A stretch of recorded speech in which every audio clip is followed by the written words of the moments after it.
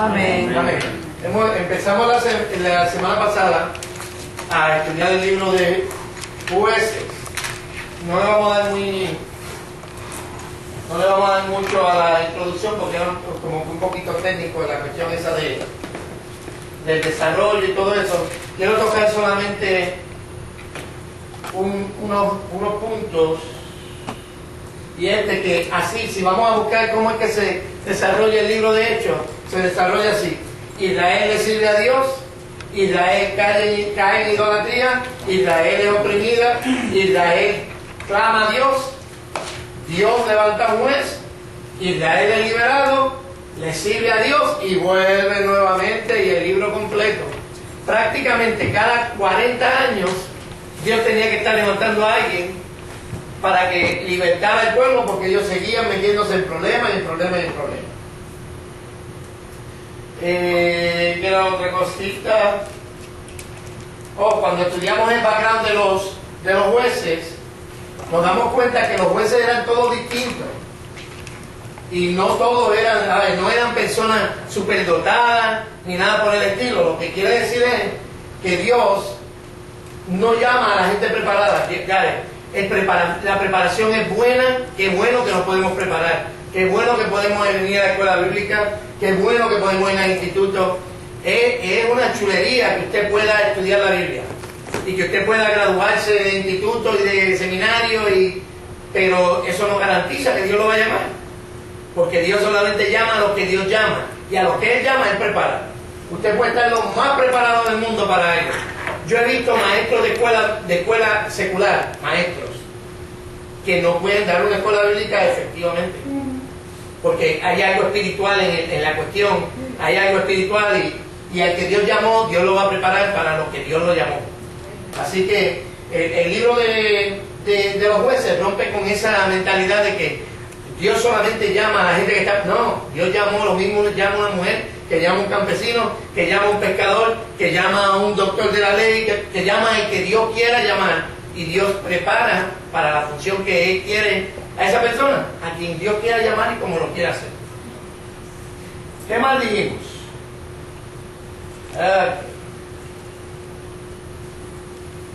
Ok. Estudiamos el capítulo 1 y el capítulo 2. Quedamos claros la semana pasada sobre lo de la relación perfecta con Dios. ¿Quedamos claros? ¿Podemos tener una relación perfecta con Dios? Sí. Sí, porque quien establece los términos de la relación no somos nosotros, es Él. Y la manera en que Él las estableció es que caerse está permitido, levantarse es obligatorio. Usted puede cometer fallas y Dios siempre tiene gracia suficiente para usted levantarlo. Ahora, ¿qué hace una persona que continuamente quiere abusar entonces de la gracia? ¿Tiene una buena relación con Dios? No, porque Dios no es bobo, Dios no sabe, Dios sabe no solamente lo que tú haces, sino por qué lo haces. Y Dios no puede ser engañado. Y todo lo que el hombre siembre, eso también se gana. Así sí podemos tener una relación perfecta con Dios. La relación perfecta con Dios es a través de Cristo, y me mantengo en Cristo. Si yo peco, abogado tengo para con el Padre. Se daña la relación cuando yo me encierro en mí mismo, y entonces me aferro a un estilo de vida que no es agradable a Dios. ¿Ok? Y seguimos con el capítulo. Estábamos en el capítulo 2. Estábamos hablando de la depresión. Dios les recuerda qué fue lo que Dios hizo por ellos. Dios les recuerda lo que hizo por ellos. Dios hizo una promesa eterna, o sea, Dios nunca va a violar su promesa. La orden era de no hacer pacto con los moradores de aquella tierra. Una de las cosas que van a utilizar las personas que no creen en Dios y que quieren desacreditar la Biblia, que cómo podemos creer en un Dios que mandaba a matar a todo el mundo. ¿Por qué usted cree que Dios mandaba a matar a la gente? Dios le decía: entren a ese pueblo, maten niños, maten ganado, maten hombres, maten mujeres, todo lo que se mueva usted lo mata. porque después esa persona puede tomar represalia por los suyos que fueron matados. Podría ser por eso, porque entonces si los dejas vivos después te van a traer problemas. Con la Esa es simiente. una de las grandes dudas que yo tengo. ¿Por qué Dios mandaba matar niños en la guerra, siendo que sabemos que Dios es todo amor, todo misericordia con la humanidad? ¿Por qué? Esta es mi duda. Okay. Y la vamos a aclarar ahora. Es más fácil empezar algo de nuevo, o sea, de una base, que coger una construcción que está a mitad. So, él hizo eso para empezar todo eso nuevamente, desde nuevo. Empezar nuevamente. ¿Qué más podría? Y ahí dice que cuando dejaron ir a uno, ese fue y formó, empezó a levantar otra tribu. So, había que eliminarlo de una vez para que no volviera a pasar lo mismo. La cuestión es que Dios, enemigo que quede vivo, enemigo que le va a servir de tropezadero. Vale. Dios, recordemos esto. ¿De qué se trata la Biblia? ¿Cuál es la idea de la Biblia? ¿De qué si usted fuera a describir cuál es la historia de la Biblia, ¿de qué se trata? De la existencia de Dios. De la existencia de Dios. Bueno, la Biblia asume que Dios existe, pero el mensaje desde Génesis y Apocalipsis es otro. Instrucciones. Salvación. La redención del ser humano. De eso es que se trata la Biblia, desde Génesis hasta Apocalipsis. En el libro de Génesis se ve la caída del hombre, Génesis 3:15 se ve la promesa de un redentor, en Apocalipsis vemos a ese redentor coronado como Rey de Reyes, Señor de Señores. Y a lo largo de la historia, Dios solamente tiene una agenda, y es la redención del ser humano.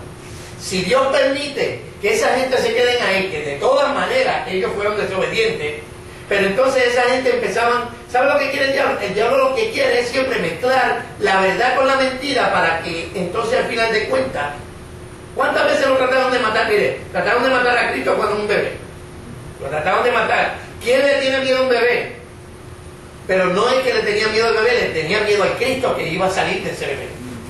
Entonces, cuando vemos a lo largo de la historia, el enemigo siempre está tratando de interrumpir el plan de Dios. Y el plan de Dios es más grande que usted, y es más grande que yo, y es más grande que toda la ciudad. Y si Dios tiene porque toda esa gente que murieron eran todos pecadores. No pensemos, Dios, pero Dios es injusto porque no, todos murieron por su maldad. Todos se levantaron en contra del pueblo de Dios y eran crueles con el pueblo de Dios. O sea, no eran gente inocente la que Dios estaba mandando a matar. En ocasiones Dios utilizó al pueblo como una herramienta de justicia para esos pueblos. Eran corruptos. Eran pueblos que por ejemplo, Nínive era una ciudad que dicen que cogían a las mujeres embarazadas y les abrían la barriga por ver a los muchachos salir para afuera. O sea, eran crueles y despiadados. Eran enemigos de Dios y nadie murió. Dios nunca fue injusto en el momento que mandó a matar a uno de ellos. Era parte de un plan. Dentro de esos mismos pueblos también hubo gente que tuvo fe y se salvó. Por ejemplo, Rahab la ramera tuvo fe y se salvó, y Dios le salvó la vida. ¿Por qué a los niños? Porque los niños no se quedan niños, y los niños crecen. Entonces hay que eliminar de raíz el mal. Dentro de la misericordia de Dios, Dios podrá darle una oportunidad de salvación a esas almas que se perdieron, que eran bebés todavía. La misericordia de Dios, por lo menos yo no la voy a limitar. Porque si Dios puede tener misericordia de un tipo que está guindando en una cruz al lado de Cristo y en su último momento le dio la oportunidad de salvación, yo estoy seguro que la misericordia de Dios no se va a limitar cuando hay gente que todavía estaban bebés y se murieron. O sea, me siguen con esto. Dios, el plan de Dios es mucho más amplio de lo que nosotros pensamos, y si Dios tiene que mandar a destruir una ciudad para que el plan llegara, en la misma Biblia dice que mejor es que muera uno a que muera toda la humanidad. Si Cristo no llega, si el pueblo es destruido por estos pueblos, si el pueblo de Israel hubiese sido destruido, Cristo nunca hubiese llegado. Así que Dios estaba preservando una línea de sangre desde Adán hasta Cristo. Y por eso era, y es porque en fin de cuentas la idea de Dios es la redención del hombre. La Biblia de lo que se trata es de la redención del hombre. Hay otros temas eternos, pero la idea central de la Biblia es la redención. Y Dios hizo todo lo que tenía que hacer para que ese plan se llevara a cabo. Sí, María me iba a decir. Sí, pero de momento me acordé que yo nunca, o sea, pocas veces entro a ver noticias tan negativas como las que están pasando, ¿no? En el Medio Oeste, también, en el Medio Oriente. En el Medio Oriente. Entonces, el otro día entré y vi que hay un niño con una arma, pero más grande que él. Y dicen que dentro de todos los que han ido a atacar a esos ISIS o ISIS, él era uno de ellos, su papá lo entrenó para eso, y él murió ahí en la guerra. ¿Por qué? Porque ¿verdad? Se está cumpliendo, se sigue cumpliendo ese mandato. O sea, el plan de Dios era la redención y todo el que se le atravesara de frente se lo iba a llevar, porque Dios, y en ocasiones Dios no lo sacó del medio, porque también servía. Dios usaba el pueblo para justiciar a esa gente y usaba a esa gente para justiciar al pueblo. Y Dios pudo haber sacado a toda esa gente, pero Dios le dijo, como ustedes no lo sacaron, ahora le van a servir de tropezadero y ahora van a hacer la prueba que ellos van a tener que pasar. Y a lo largo del libro nos damos cuenta de cómo el pueblo seguía sub y baja, buscaba de Dios, se apartaba de Dios. Pero ¿por qué Dios mandaba a matar a esa gente? Porque eran enemigos de Dios y tenía que sacarlos de raíz. Los que murieron con conciencia eran enemigos de Dios a conciencia, y los niños que no habían nacido, eso yo, honestamente, yo no tengo una contestación que yo pueda encontrar un verso bíblico que diga aquí, pero no puedo limitar la misericordia de Dios. Así que Dios, eso sí lo sabe Dios, allá, ¿ok? La orden era de no hacer pacto con ellos, o sea, de no entrar en convenio, no hacer negocio, no comprometer su palabra con ellos. Al fin de cuentas, lo que Dios quería era que no fueran amigos del mundo. Y es lo mismo que Dios nos dice en este tiempo. No se hagan amigos del mundo. El que se hace amigo del mundo se constituye enemigo de Dios. No se puede. Y derribar sus altares implica ya algo que tiene que ver con religión, con su forma de adorar, sus ídolos, sus ritos, sus costumbres y sus tradiciones. Si hay una fiesta patronal, usted debe ir. ¿Por qué no? Porque No, no, era santo. un patrón. Está dedicado a un ídolo. Entonces, cualquiera dice, pero es que las machinas, es que no se trata de las machinas. No se trata de la maquinita dando vueltas, ni se trata de los caballitos. Los caballitos usted puede ir a otro sitio, pero en el momento en que esa actividad se dedica a un ídolo, la Biblia dice que los ídolos son, mire, no existe tal cosa como San Benito, San Pascual, no existe. Dios estableció que los ídolos son nada, son absolutamente nada. ¿Ok? Así que hay que divorciarse del mundo, por completo. No, para que me bautice el nene, perdóname, nosotros no creemos en bautismo. ¿Entiendes? Nosotros no creemos en el bautismo de menores. ¿Por qué? Porque la Biblia no lo enseña. La Biblia dice que Jesús, que es nuestro modelo, fue bautizado voluntariamente. Él fue a bautizarse. Y dice, a todo el que creyere y fuere bautizado, antes de ser bautizado, tiene que creer. Así que como un bebé puede creer. ¿Ok? Sí. Una pregunta. En Puerto Rico se celebran otras fiestas que se llaman verbenas. ¿Qué es? Yo no sé si la verbena está relacionada a algún santo. Usualmente las verbenas las patrocina la Iglesia Católica. Sí. Y hay otras que son para recaudar fondos para gente enferma o para distintas cosas. Porque hay que ver, o sea, por eso hay que usar la conciencia y saber lo que uno está haciendo. Pero es que yo lo que voy a comerme un pincho allí en las fiestas patronales. Es que Daniel, cuando le dijeron que esto está sacrificado a los ídolos, él propuso en su corazón no contaminarse con la comida del rey. ¿Por qué? Porque estaba dedicado a los ídolos. Es un asunto de conciencia. Halloween, eso es diablo puro. Eso es demonio puro, diablo. No importa de la manera ni quién lo celebre, Halloween no es de Dios. Aunque vistan los nenes de ángeles y los puede vestir de Jesucristo, están celebrando algo que es diseñado para la adoración satánica. Así que no nos metamos en camisa once varas. Ok, vamos a darle rapidito para empezar a ver. Dios siempre perdona el pecado. Siempre, Dios no, corazón contrito y humillado no despreciará tú a Dios, dijo David. Pero aunque Él siempre perdona el pecado, no siempre elimina las consecuencias. Y dijimos los ejemplos, una persona que ha vivido bebiendo ron toda su vida y se convierte, y a los 3 meses de convertirse, el hígado le va a explotar porque tenía una enfermedad, ¿cómo se llama eso? Cirrosis. Es la cuestión. Por la bebida. Ah, no, Dios te salvó, tú te vas para el cielo, pero te quedaste con el hígado explotado porque nadie te mandó. Son las consecuencias, y Dios no siempre. Ahora, que Dios en su misericordia y en su bondad te quiere preservar la vida por 20 años más y te sana de la cuestión esa. Ah, pues Dios te sanó. Pero no siempre lo hace. Como Dios es soberano, a unos lo hace y a otros no lo hace. Así papá Dios. Ok. Y aquí está la tragedia. Verso 10. Después de ellos se levantó una generación que no conocía a Jehová ni la obra que él había hecho. Vamos a buscar ese capítulo. Está es el capítulo 3. No, en el 3. No le hagan caso a eso. Yo creo que es en el 3 o el 2. Yo creo que es el 2. ¿Qué? Que yo no sé. 6 al 10. Ajá, vamos a buscar. 2:10.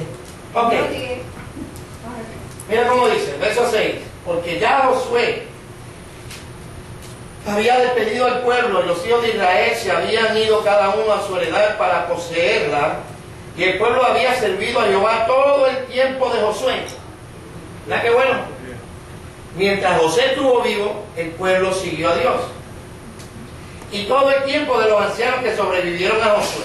Josué se murió, pero los que se quedaron de la generación de Josué mantuvieron el pueblo en la búsqueda de Dios.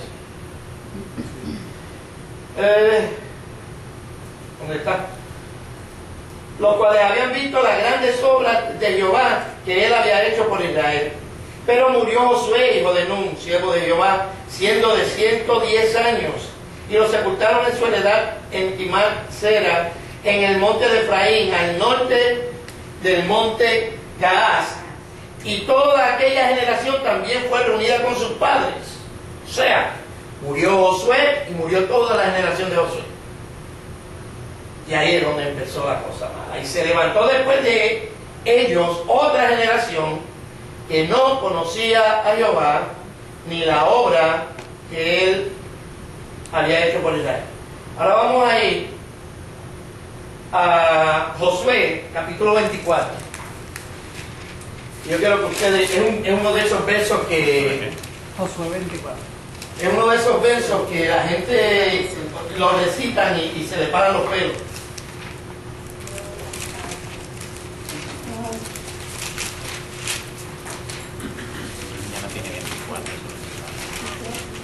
¿Lo tenemos? 24. ¿24 qué es? Vamos a buscarle el 14.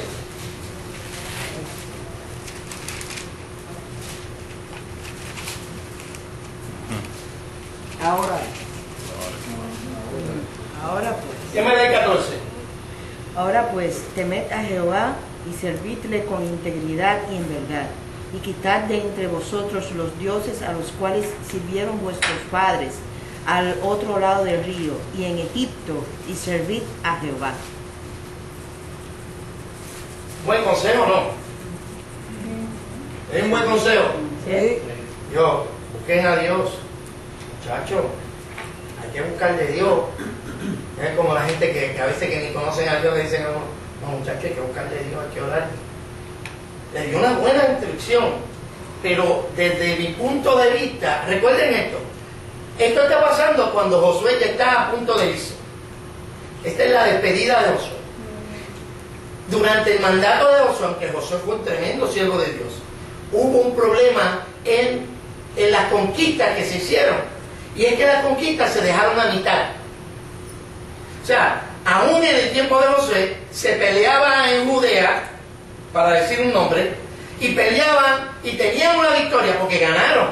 O sea, en el juego ellos ganaron. Pero el problema era que dejaban siempre gente ahí. Cuando Dios le había dicho, maten a todo el mundo. Entonces, ellos dejaban gente viva y eso era media victoria, como le estábamos diciendo la semana pasada. Y en el tiempo de Josué hubo muchas medias victorias. Demasiadas muchas medias victorias. Entonces Josué se para en sus últimos momentos y le dice al pueblo, miren gente, tengan temor de Dios, busquen a Dios, sírvanle a Dios de todo corazón. Entonces aquí es donde yo encuentro que Josué como que no me cayó bien lo que dijo. Verso 15. Y si mal os parece servir a Jehová, escogeos hoy a quien sirváis.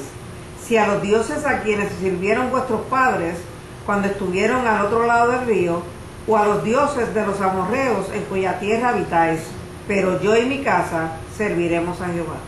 Mire, cuando yo me busqué una enemistad por este verso, porque yo creo que aquí hubo un error.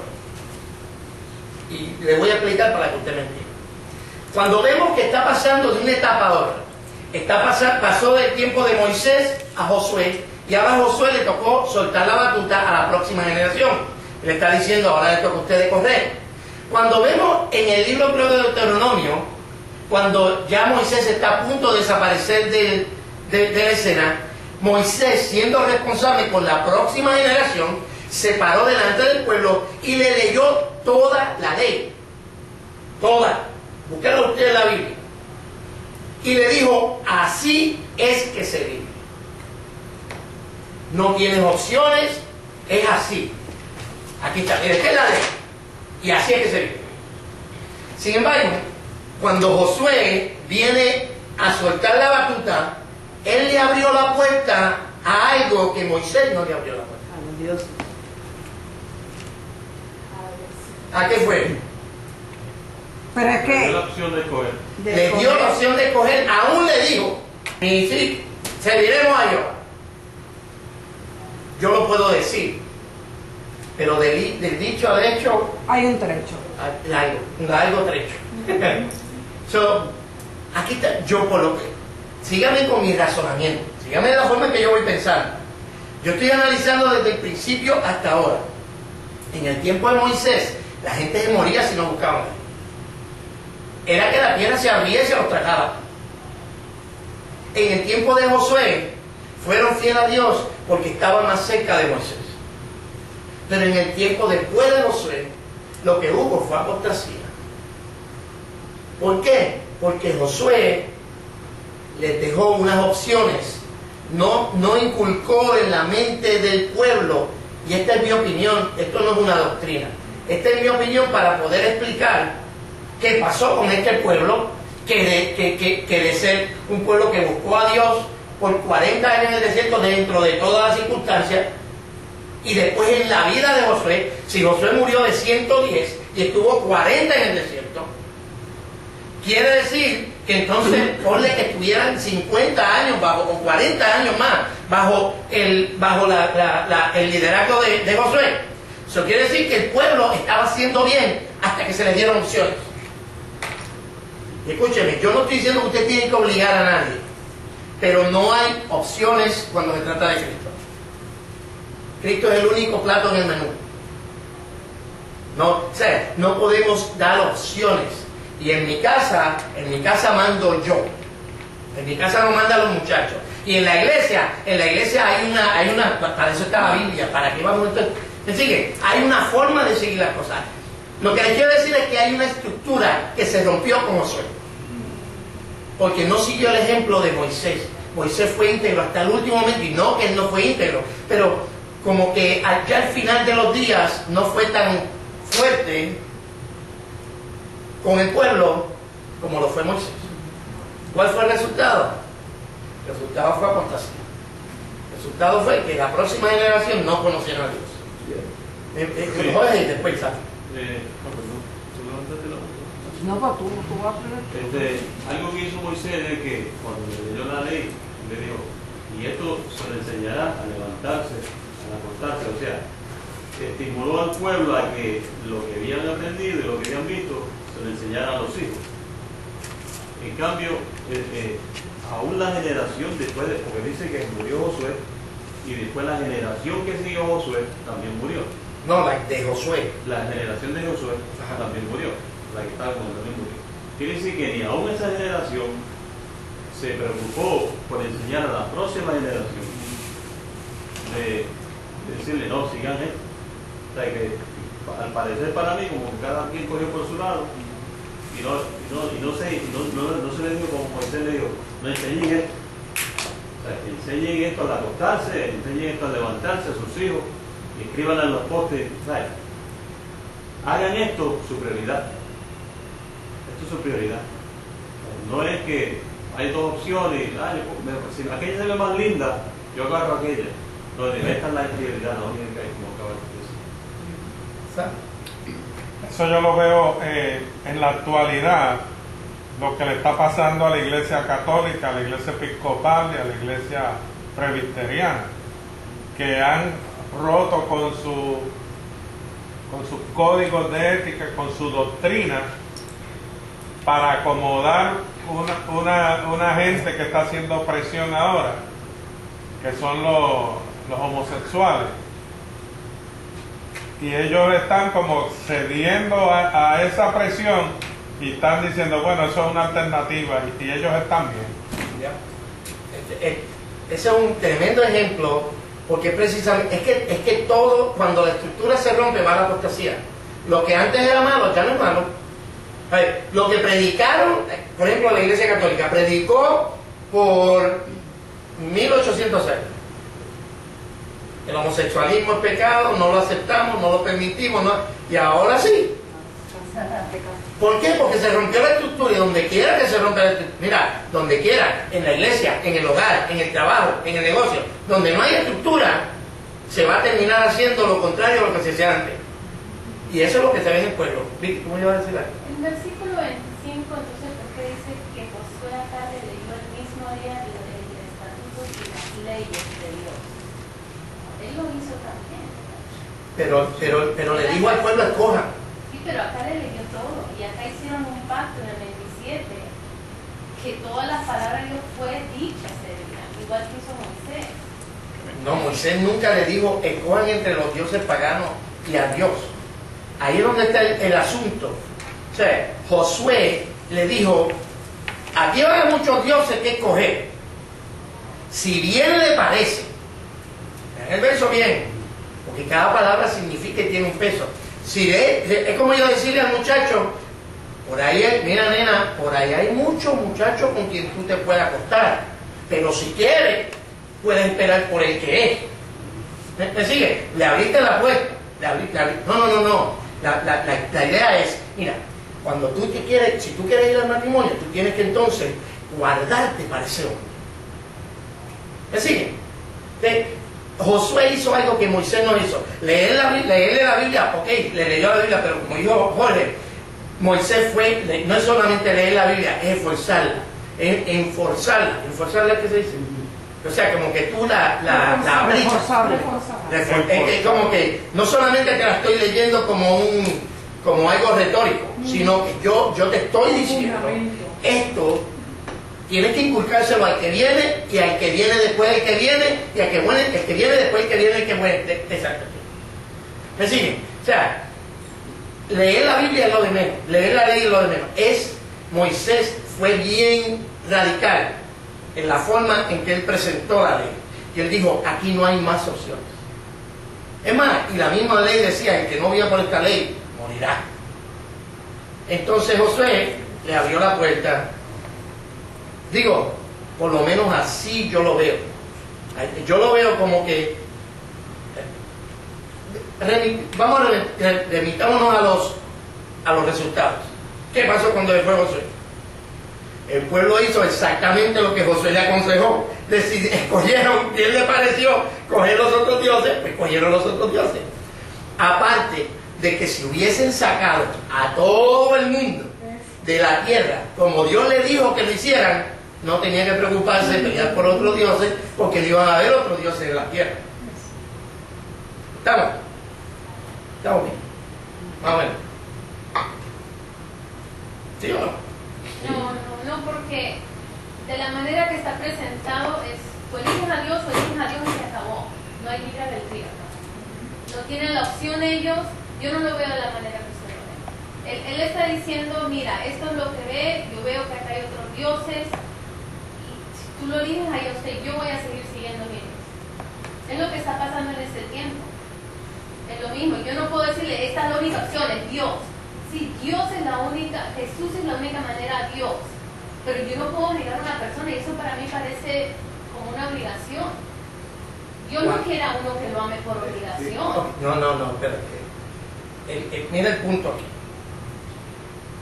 Estoy haciendo una comparación entre Josué y Moisés. Vamos a olvidarnos de los resultados por ahora, de que la próxima generación simplemente no hizo caso a lo que Josué dijo. Sin embargo, la otra sí. ¿Josué era el líder de su casa o de la nación? De toda la nación. Pues entonces faltó un poquito más de energía en decir, las cosas son así. Porque Dios no me cogió para yo liderar mi familia nada más. A él él era el caudillo de la nación.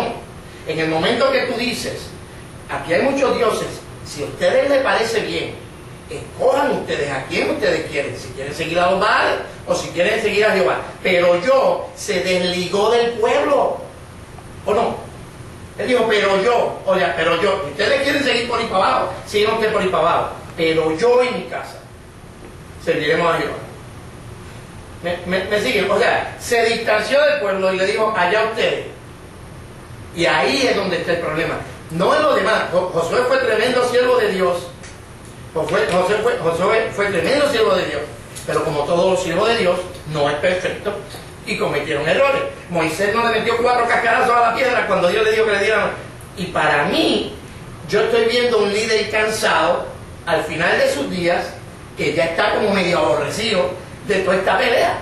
Recuerden que Josué no empezó a pelear cuando conquistaron. Josué viene peleando desde que salieron de Egipto. O sea, Josué tiene 80 años de servicio militar. Eso no es fácil. Yo le dije fácil, pero no es fácil. Sí, profe. Lo que pasa es que usted lo dijo, Moisés le metió 4 centellazos a aquella peña, ¿verdad? Y pagó por eso, ¿verdad? Aquí vemos a un líder muy ya cansado, enfogonado. Ahí está enfogonado. ¿Sí? Porque él conocía ese pueblo. Y él sabía lo rebelde que era ese pueblo. Y por eso fue que él le dijo eso. Le hace entonces el versículo siguiente a ese capítulo, a ver lo que el pueblo le contesta. Ya. Y el pueblo hizo pacto. Un líder cansado Y el pueblo hizo pacto.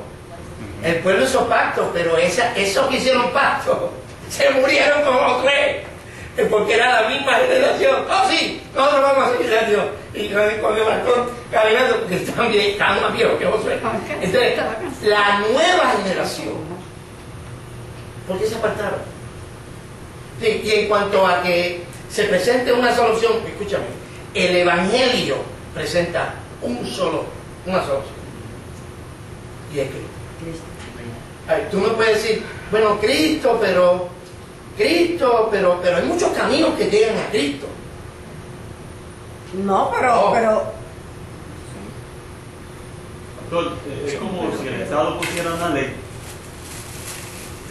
X ley, pusiera el Estado una ley, y después dice, si quieren pueden cumplirla, yo la voy a cumplir, ¿ustedes quieren? No, cuando el Estado pone una ley, es para que el Estado o el gobierno dirige al Estado o la nación o el lugar donde está, o dirige. Y cuando ponen la ley es para el Estado completo o para la nación completa, como sea. Y hace que esa ley se cumpla. Mientras ellos estén en la posición, hace que esa ley se cumpla. O sea, no, ellos dicen, si quieren pueden cumplirla, pero yo la voy a cumplir. prácticamente son fuentes también de la manera que yo también lo veo, y quizás bajo la opresión, como planteó la maestra, bajo la opresión de Josué, y ya lo último dice, haga lo que quiera. Es como cuando uno le pasa con los muchachos, que uno los regaña, y lo último dice, haga lo que quiera. Pero no es el deber de hacer eso. Digo, yo no creo que esa era la actitud de Josué. Posiblemente en su mejor deseo él quiso hacerlo, tampoco lo vamos a juzgar mal, pero lo que pasa es que tú eres el líder de una nación, tú no eres el líder de tu casa, y en el momento que tú te distancias de lo que es tu ministerio, tú dices, mira, si ustedes quieren hacer eso, háganlo, pero yo ya me distancié, en ese momento ya hice una separación, o sea, ya yo no estoy con ustedes en esto. Entonces tú como líder no puedes hacer eso. Tú como líder de tu casa no puedes hacer eso. Yo le digo una cosa, yo me voy a acostar a las 9 de la noche aquí, porque yo quiero descansar y mañana me levanto temprano. Si ustedes quieren llegar aquí a las 10, a las 12, a las 11, allá ustedes, pero yo me acuesto, después van a estar trasnochados mañana. No, la regla es la regla. Y así se supone que sea, y así se supone que en este tiempo no hay dos opciones. Para ir al cielo se necesita a Cristo y a Cristo nada más. Dios no le da dos opciones al hombre. Carly y después María. Pero entonces en parte también ese pueblo que hizo pacto con Josué, si lo miramos, tuvo culpa también porque no instruyó a otro que venía. Si esta gente dijeron, Josué le dijo, bueno, le dio la opción, y después hicieron un pacto diciendo, ok, sí, serviremos a Jehová, y qué sé yo, porque después si leemos más adelante dice, serviremos a Jehová, y así será, y puso la piedra, como que hicieron ese pacto. Pero si yo escogí, o sea, tú me dices, ok, tú como líder me dices, bueno, pues esta es la que hay, y yo decido, ok, está bien, yo hago el pacto contigo, vamos a hacer el pacto contigo y con Dios de que yo voy a seguir lo que tú me dijiste, pero si yo ese pacto que hice no se lo inculco a mis hijos y le digo, esto es lo que hay, o sea, en parte también yo vengo teniendo culpa, porque no hice pacto contigo y con Dios, pero no hice pacto con los hijos, o sea, no le instruí a mis hijos lo que yo aprendí. Eso quiere decir que ese pueblo también en parte la tuvo. No, y tiene razón, porque ningún culpable va a ser inocente delante de Dios. Pero si lees bien el verso, dice, esa próxima generación no conocía a Dios, ni las obras que Dios había hecho con ellos. Quiere decir que esa generación que murió no hizo su trabajo. Exacto, no hizo su trabajo. Ok, pues entonces estamos de acuerdo. Porque sí. yo estoy diciendo que pero Josué le faltó. Yo veo un líder que ya en la última milla, o en los últimos 500 metros, no voy a ir aquí hasta que Dios me lleve. No, eso, así es como yo lo puedo percibir, y los resultados hablan por sí solos. Y discúlpame un momentito, sí, no, y estoy de acuerdo contigo en eso, pero lo que quiero decir también es que como estamos poniéndole, prácticamente pareciera que toda la carga se la estamos poniendo a Josué, pues no fue solamente de él, sino que también tuvieron culpa los de acá. Ok, pero ellos conocían a Dios. Los que estaban con Josué. Los que vinieron, la próxima generación. ¿Conocían lo que Dios había hecho por ellos? No. ¿Por qué no? Bueno, nadie les dijo. Nadie les dijo. ¿Y esto es de quién es la culpa? Del líder. El que se fue sin decirle. Es del que se fue sin. A ver, si yo pongo un muchacho y lo dejo hacer lo que le da la gana en la casa toda la vida, no venga después, cuando esté preso, es que me salió malo. No, que saliste malo, compadre, fuiste tú, porque debiste haberlo atajado. Y si después de tú haber hecho todo lo posible, el muchacho sigue, pues entonces fue el que salió mal. Pero si tú hiciste todo, pero yo no veo que la generación de Josué hizo todo lo que estaba en su alcance, porque no conocían a Dios ni lo que Dios había hecho. Y como dijo Jorge, se supone que esos muchachos, esa gente, cogieran a esos muchachos de chiquitos, le enseñaran la ley hasta que se la supieran de memoria. Si el pueblo no conocía a Dios, ni la obra que Dios había hecho, fue porque nadie se la dijo. Entonces, por supuesto, cada quien muere por su propio pecado. Pero, cuando nosotros estamos viendo, que de hecho no hemos estacionado aquí, pero este punto lo estoy trayendo para hacer un contraste entre Moisés y la manera en que él terminó su ministerio, y Josué y la forma que él terminó su ministerio. Moisés se aseguró que esa próxima generación no tenía opciones, iba a elegir a Dios. Josué no se aseguró de que esa nueva generación tuviera a Dios como única opción, sino que le abrió las puertas para que tuvieran más. María. Sí, yo creo que lo que se está planteando en estos momentos, muchos no están de acuerdo, estamos de acuerdo, porque a nosotros, como los padres aquí presentes, yo pienso que se hace difícil pensar que si Dios es mi padre, yo tengo que ser forzado a servirle porque otro me está hostigando, vamos a decirlo así. Entonces lo vemos como de esa manera. Entonces los padres hacen lo mismo hoy en día con los niños.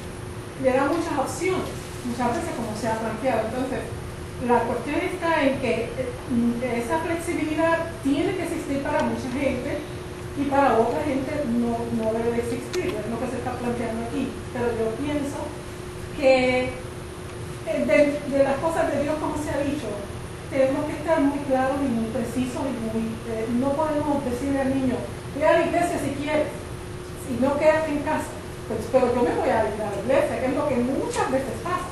Entonces ya le estás dejando el espacio para que el niño decida y va a decidir, porque nosotros decidimos lamentablemente muchas veces por no lo bueno seguir, sino por lo contrario. Precisamente esa es la idea. O sea, la Biblia dice, tú no quieres que el niño se aparte del camino, instrúyelo en su camino. Y aun cuando fuere viejo, se va a apartar. Eso fue lo que Pablo, prácticamente Moisés y Pablo tienen una relación, porque Pablo antes de irse le dijo a Timoteo, este evangelio predica, y que no sea otro. Si viene un ángel del cielo a predicarte otro, decía anatema. O sea, le dijo, y predico a tiempo y afuera de tiempo. O sea, le instruyó. Dijo, ya yo me voy, ya este padre se servir. Pero esto aquí, tú sigues. O sea, entonces, no se trata de imponer a que la gente ame a Dios. No, porque es que nadie puede amar a otro obligado. Pero el evangelio está diseñado. Ninguno de nosotros tiene más amor que Dios. ¿Quién tiene más amor que Dios aquí? Y Dios dijo, el que no venga a través de Cristo se lo lleva el diablo. No es que Dios tenga amor, es que Dios es amor. O sea, la fibra más íntima de Dios es amor. Y dijo, una sola puerta te voy a dar. Y le dijo, y es estrecha. ¿Entiendes? Así que, para seguir entonces, quise traer esto para que ustedes vieran el contraste. Cuando nosotros leemos la Biblia, no podemos leer, estos son libros históricos, y tenemos que hacer este tipo de comparaciones. ¿Por qué la generación de Josué fue tan fiel? Y todo, donde quiera que pisaban, era de ellos ese terreno.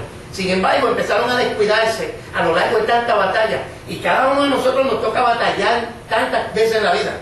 Muchos de nosotros están batallando con los hijos. Y se nos levanta otro flanco por acá y estamos batallando por las finanzas.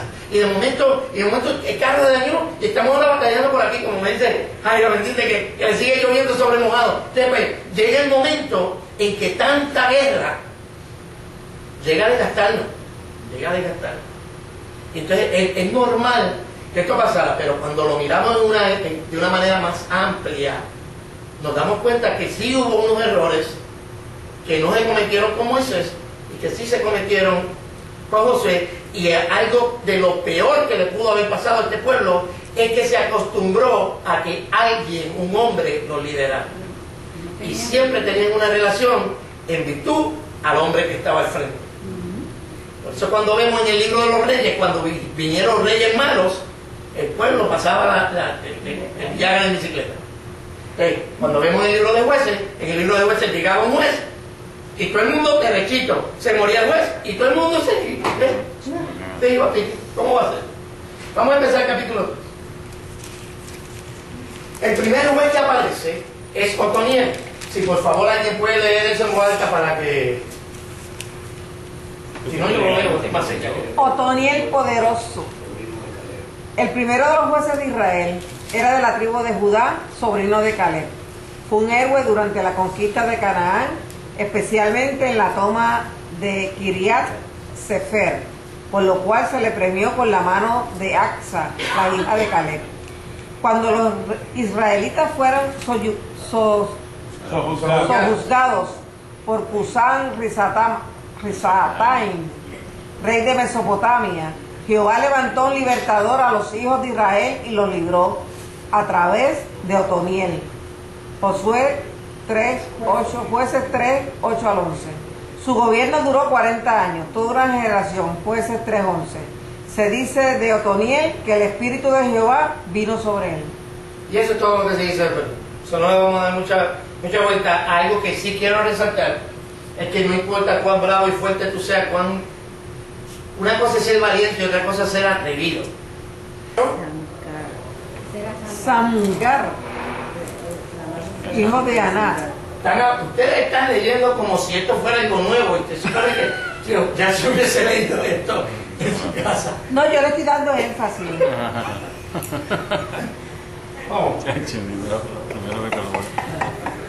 Hijo de Aná. Poco antes de la época de Débora, los israelitas evitaban los caminos por temor a los filisteos y se deslizaban por senderos escondidos. Samgar, atacando a los opresores, mató a 600 de ellos con una aguijada de bueyes. ¿Qué? Una quijada de bueyes. No es la quijada de bueyes. Una quijada es esto, que se usaba para cuando están arando, para apoyar a los bueyes y esforzarlos a que ¿sabes? Como estimular a los bueyes para que sigan arando. Una pullita. Este fue el que encontré. Tú ves que él está ahí con un palo y los demás con él. ¿Cuántos fue que mató? 600. Y contribuyó con ello a la liberación de Israel. No lleva el título de juez y la cronología no indica ningún periodo asociado con su nombre. Este hombre no fue juez. No, o sea, no aparece como un juez, pero sí se menciona dentro del libro de jueces como alguien que... Cualquier persona que solo mate 600 personas tiene algo. Hay que ponerlo en el récord Guinness. Y lo que a mí me llamó la atención de la historia del muchacho este es que lo hizo con algo que no era convencional. Cualquiera pensaría, es como Sansón, que Sansón agarró una quijada de mula y mató 10,000. 10,000. ¿Cuándo empezó y cuándo terminó? Porque para matar 10,000 personas, a peleando, porque ellos no vinieron a que lo mataran. 10,000 personas mató. ¿Descansaría entre eso? No sé, a lo mejor es que lo mató le llamaban un día a una semana, pero a veces yo me pregunto esas cosas, yo digo, pero para matar 10,000 personas, no es que te las tenían listas ahí para que tú las mataras, no, ellos venían a pelear, pero Dios, Sansón tenía una fuerza que era... Pero la cuestión es que este hombre, con un método que no era convencional, logró ayudar al pueblo de Dios de igual manera, como le estaba hablando ahora de los surdos. No siempre las cosas que funcionaron van a funcionar. En ocasiones hay que usar métodos que no son convencionales, que son distintos, hay que innovarse. La iglesia tiene que atemperarse a los tiempos. Por eso aquí tenemos páginas de internet, por eso grabamos en video todo lo que tenemos, por eso, y todo lo que queremos hacer, queremos salir de la caja y hacer cosas distintas. Si nosotros logramos, imagínate que Dios revienta eso y nosotros logremos usando métodos distintos, que logremos nosotros ganarnos 600 personas aquí en la ciudad. Amén. Dice que no. Bueno, entonces lo dejamos hasta ahí. La semana que viene continuamos con Débora y Rama. ¿Qué es eso? Eso no es. De Débora y Barak. ¿Ok? Barack Obama. Si no, Barack Obama no estaba por allí. Y si lo cogen por allá con todas las cosas que ha hecho, no le va muy bien. Bueno, le damos gracias a Dios por... Pago. Vamos a darle gracias a Dios por su palabra.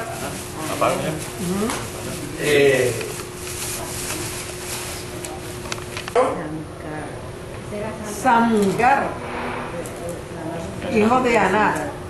Ustedes están leyendo como si esto fuera algo nuevo y te supone que ya se hubiese leído esto en su su casa. No, yo le estoy dando énfasis.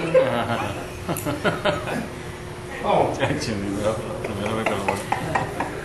Hijo de Anat, poco antes de la época de Débora, los israelitas evitaban los caminos por temor a los filisteos y se deslizaban por senderos escondidos. Sangar, atacando a los opresores, mató a 600 de ellos con una aguijada de bueyes. ¿Qué es eso? Y Una quijada de bueyes. Quijada. Es la quijada del buey. Una quijada es esto, que se usaba para cuando están arando, para apoyar a los bueyes y esforzarlos a que, ¿sabes? Como estimular a los bueyes para que sigan arando. Una pullita. Este fue el que encontré. Tú ves que él está ahí con un palo y los demás con él. ¿Cuántos fue que mató? 600. Y contribuyó con ello a la liberación de Israel. No lleva el título de juez y la cronología no indica ningún periodo asociado con su nombre. Este hombre no fue juez. No, o sea, no aparece como un juez, pero sí se menciona dentro del libro de jueces como alguien que...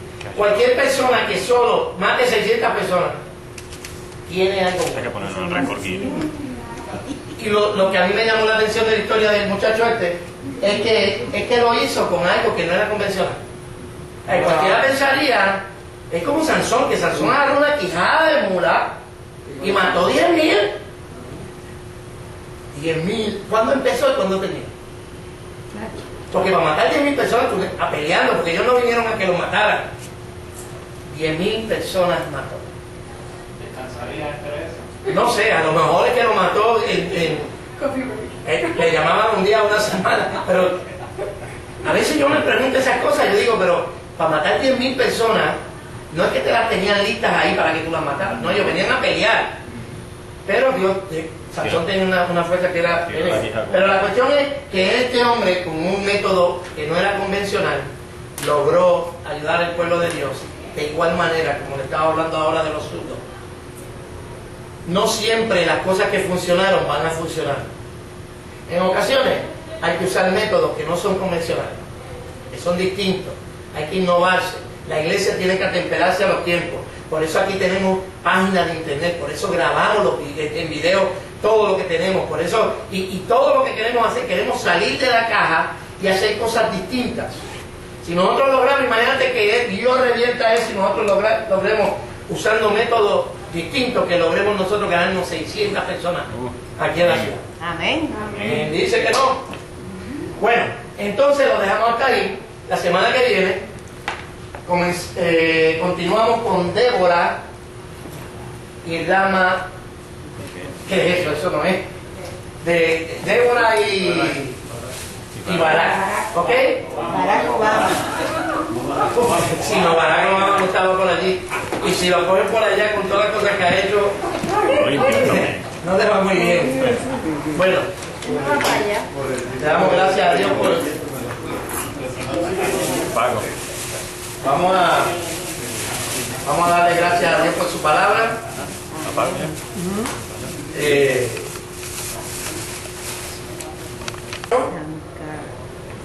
Samgar, hijo de Anat. Ustedes están leyendo como si esto fuera algo nuevo y te supone que ya se hubiese leído esto en su casa. No, yo le estoy dando énfasis. Oh. Primero vez que lo veo. Hijo de Anat, poco antes de la época de Débora, los israelitas evitaban los caminos por temor a los filisteos y se deslizaban por senderos escondidos. Sangar, atacando a los opresores, mató a 600 de ellos con una aguijada de bueyes. ¿Qué es eso? Una quijada de bueyes. Es la quijada del buey. Una quijada es esto, que se usaba para cuando están arando, para apoyar a los bueyes y esforzarlos a que, ¿sabes? Como estimular a los bueyes para que sigan arando. Una pullita. Este fue el que encontré. Tú ves que él está ahí con un palo y los demás con él. ¿Cuántos fue que mató? 600. Y contribuyó con ello a la liberación de Israel. No lleva el título de juez y la cronología no indica ningún periodo asociado con su nombre. Este hombre no fue juez. No, o sea, no aparece como un juez, pero sí se menciona dentro del libro de jueces como alguien que... Cualquier persona que solo mate 600 personas tiene algo Hay que ponerlo en el récord Guinness. Y lo que a mí me llamó la atención de la historia del muchacho este es que lo hizo con algo que no era convencional. Cualquiera pensaría, es como Sansón, que Sansón agarró una quijada de mula y mató 10,000. 10,000. ¿Cuándo empezó y cuándo tenía?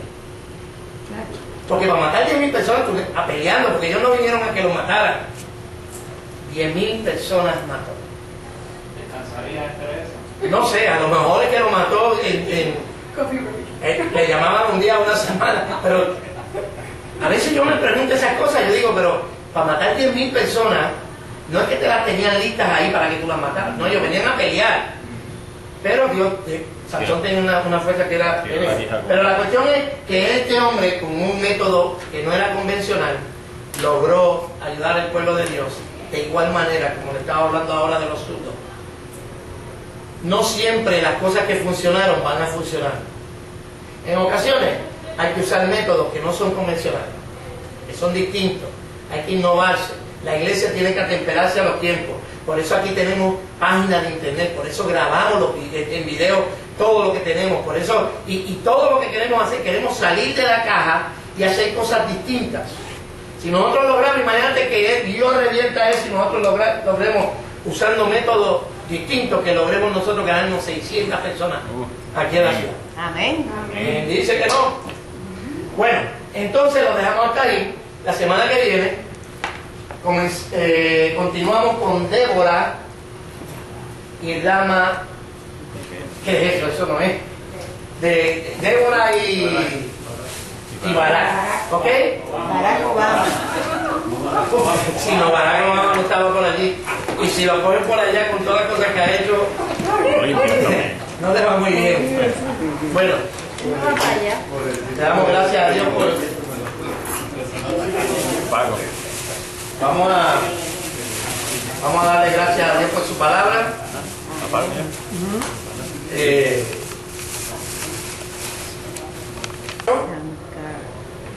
Samgar, hijo de Aná. Ustedes están leyendo como si esto fuera algo nuevo y te supone que ya se hubiese leído esto en su casa. No, yo le estoy dando énfasis.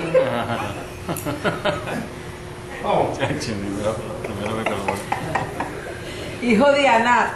Poco antes de la época de Débora, los israelitas evitaban los caminos por temor a los filisteos y se deslizaban por senderos escondidos. Samgar, atacando a los opresores, mató a 600 de ellos con una aguijada de bueyes. ¿Qué es eso? Una quijada de bueyes. Es la quijada del buey. Una quijada es esto, que se usaba para cuando están arando, para apoyar a los bueyes y esforzarlos a que ¿sabes? Como estimular a los bueyes para que sigan una pullita. Este fue el que encontré. Tú ves que él está ahí con un palo y los demás con él. ¿Cuántos fue que mató? 600. Y contribuyó con ello a la liberación de Israel. No lleva el título de juez y la cronología no indica ningún periodo asociado con su nombre. Este hombre no fue juez. No, o sea, no aparece como un juez, pero sí se menciona dentro del libro de jueces como alguien que... Cualquier persona que solo más de 600 personas tiene algo. Hay que ponerlo en el récord Guinness. Y lo que a mí me llamó la atención de la historia del muchacho este es que lo hizo con algo que no era convencional. Cualquiera pensaría, es como Sansón, que Sansón agarró una quijada de mula y mató 10,000. 10,000. ¿Cuándo empezó y cuándo tenía? Porque para matar 10,000 personas, a peleando, porque ellos no vinieron a que lo mataran. 10,000 personas mató. ¿Descansaría entre eso?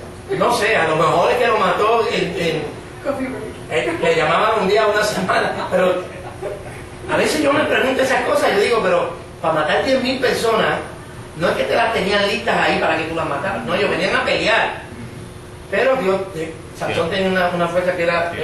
Pero la cuestión es que este hombre, con un método que no era convencional, logró ayudar al pueblo de Dios de igual manera, como le estaba hablando ahora de los zurdos. No siempre las cosas que funcionaron van a funcionar. En ocasiones hay que usar métodos que no son convencionales, que son distintos. Hay que innovarse. La iglesia tiene que atemperarse a los tiempos. Por eso aquí tenemos páginas de internet, por eso grabamos en video todo lo que tenemos, por eso, y todo lo que queremos hacer, queremos salir de la caja y hacer cosas distintas. Si nosotros logramos, imagínate que Dios revienta eso y nosotros logremos, usando métodos distintos, que logremos nosotros ganarnos 600 personas aquí en la ciudad. Amén. Dice que no. Bueno, entonces lo dejamos hasta ahí. La semana que viene continuamos con Débora y Rama. ¿Qué es eso? Eso no es. De Débora y Barack. ¿Ok? Barack Obama. Si no, Barack Obama no estaba por allí. Y si lo cogen por allá con todas las cosas que ha hecho, no le va muy bien. Bueno, le damos gracias a Dios por Pago. Vamos a darle gracias a Dios por su palabra. Aparte.